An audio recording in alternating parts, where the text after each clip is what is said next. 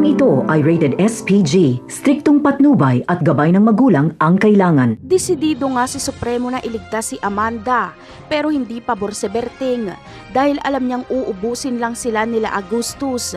Para kay Berting ay dapat pabayaan na lang nila si Amanda kesa naman buhay nilang lahat ang mawala. Ikinagalit ito ni Supremo kaya nagsuntukan sila ni Berting.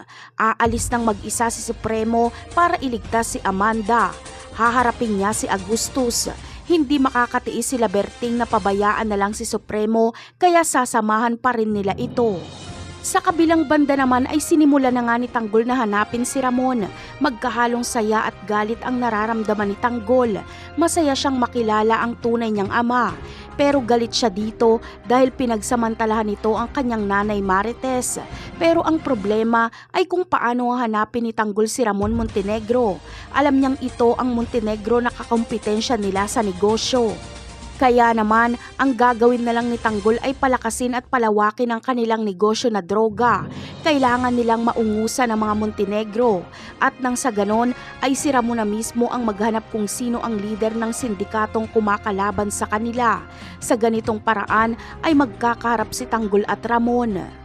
Samantala, wala namang choice si David kundi patayin si Ramon. Hindi niya kasi kayang pigilan ang kagustuhan ni Ramon na makipagkita sila kay Marites. Kaya bago pa mangyari ito ay kinakailangan ng itumba ni David si Ramon.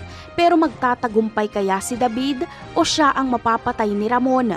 Ano kaya ang mararamdaman ni Rigor kapag matuklasan niya ang pagpapanggap ni David bilang anak ni Ramon? Yan ang aabangan natin sa mga susunod na episode. Paalam!